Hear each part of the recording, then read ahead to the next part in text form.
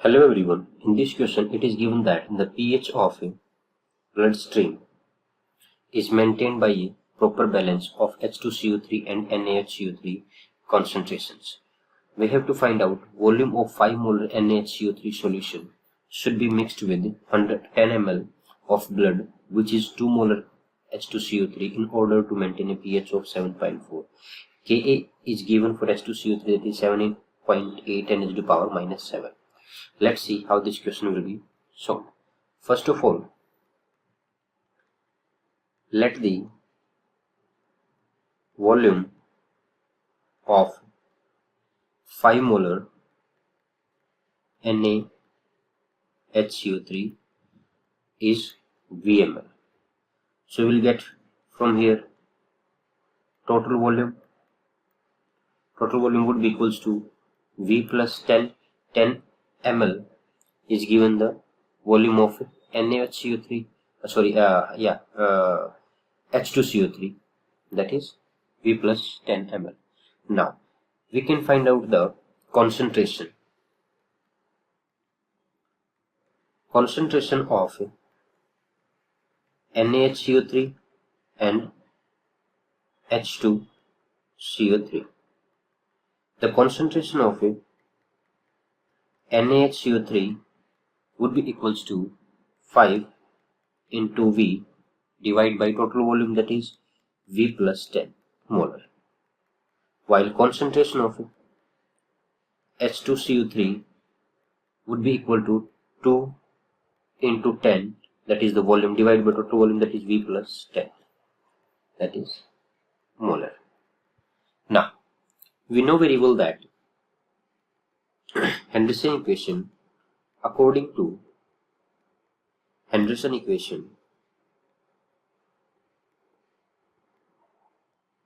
the pH is given by, that is pKa plus log of concentration of NaHCO3 divided by H2CO3. On putting up the value, we will get here the pH is 7.4, and pKa we can write it in terms of minus log of Ka. We can write it minus log of 7.8 into 10 to the power minus 7 plus log of concentration of NaHCO3, that is this one.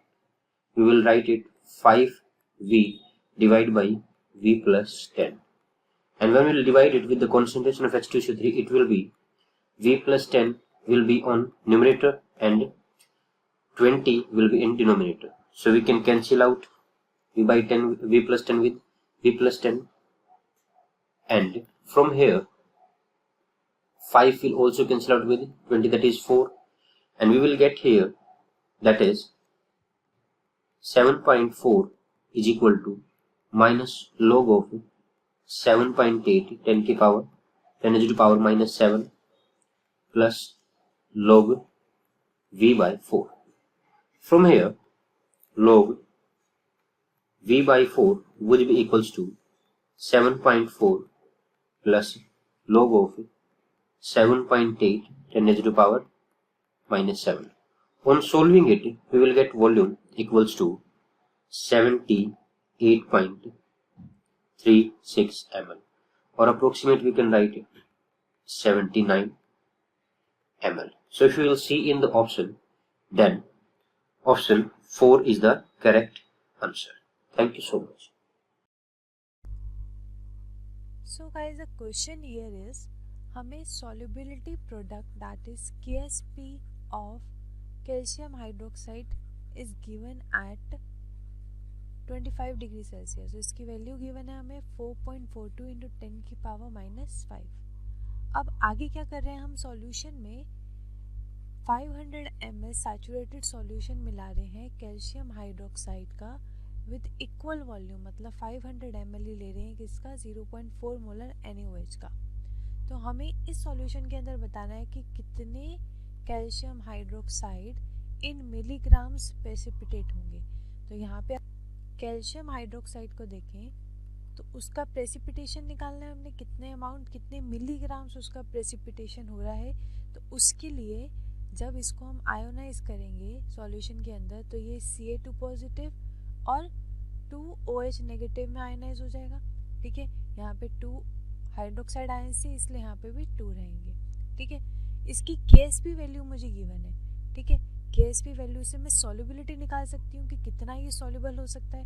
ठीक है, तो यहाँ पे मैंने इसकी solubility अगर S मानी तो इसकी भी S होगी और इसकी कितनी हो जाएगी 2S। तो Ksp निकालने के लिए मैं क्या करती हूँ, कैल्शियम आयन्स हैं जो हमारे और हाइड्रोक्साइड आयन्स हैं उनका क्या करते हैं, उनकी कंसंट्रेशन का प्रोडक्ट करते हैं और जितने मोल्स उसके एक्वायर हो वो उसकी पावर में चले जाते हैं।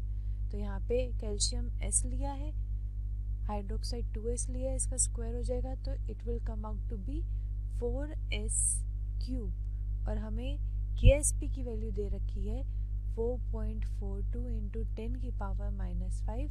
इससे हम S की वैल्यू डिटेक्ट कर सकते हैं। तो 4.42 इंटू 10 की पावर -5 डिवाइड बाय 4, इसका हमने अंडर रूट लिया तो यहाँ पे क्यूब था तो यहाँ पे क्या हो जाएगा, क्यूब रूट लेंगे हम। ठीक है, क्यूब रूट लेने पर जो हमारे S की वैल्यू इसको सॉल्व करने पर आएगी दैट विल बी 0.022 मोलर। ठीक है, मतलब इतना अमाउंट कैल्शियम 2 पॉजिटिव आयन का इसमें प्रेजेंट है।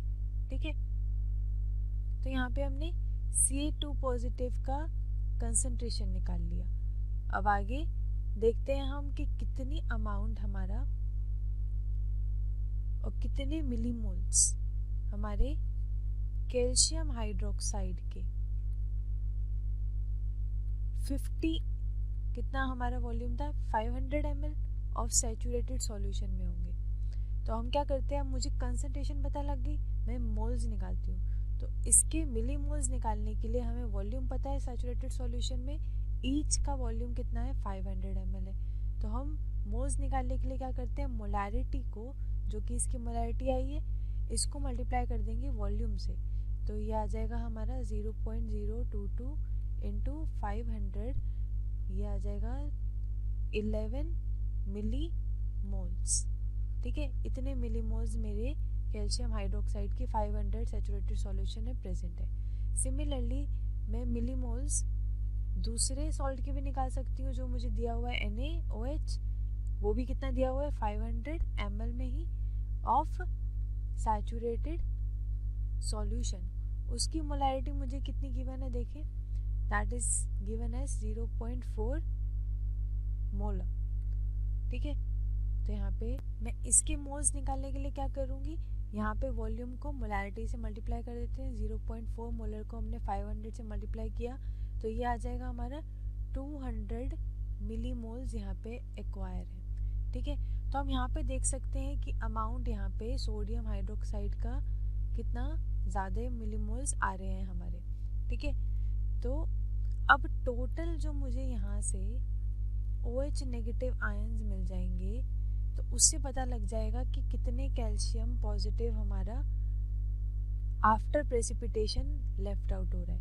तो यहाँ पे जब दोनों का सॉल्यूशन हम क्या कर रहे हैं, यहाँ पे OH negative ions calcium hydroxide के भी और सोडियम हाइड्रोक्साइड के दोनों के मिला रहे हैं। तो यहाँ पे इसके कितने आए थे, जितने कैल्शियम 2 पॉजिटिव होंगे उतने ही OH नेगेटिव होंगे।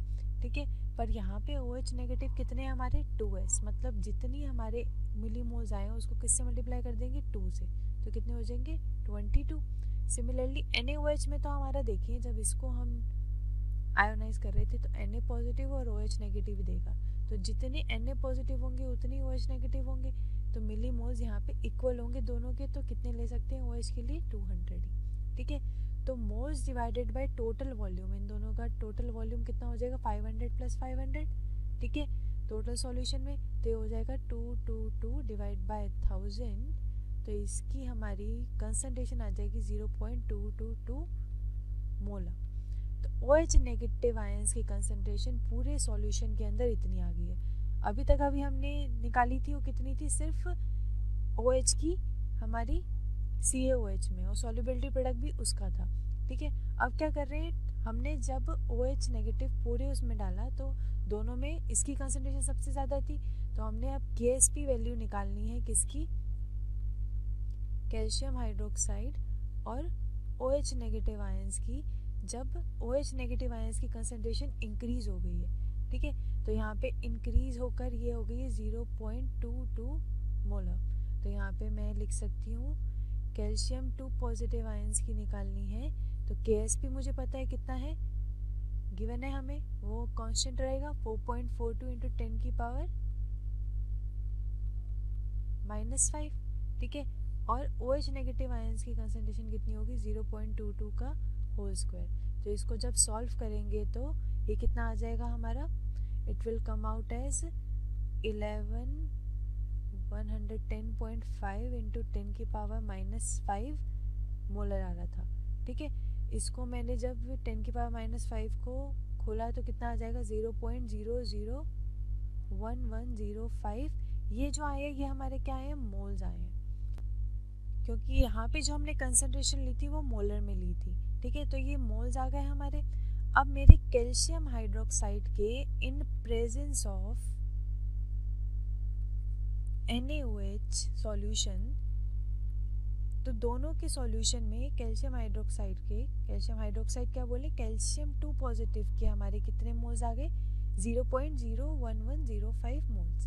अब स्टार्टिंग में हमारे मिलीमोल्स कितने आए थे कैल्शियम हाइड्रोक्साइड में, जब हमारा सॉल्यूशन 500 ml था, मतलब इंडिविजुअली था वो, तब 11 मिलीमोल्स आए थे, जिसको हम लिख सकते हैं अगर डिवाइड बाय क्या करें 1000, तो मिलीमोल्स को चेंज करें तो कितना हो जाएगा, 0.011 मोल।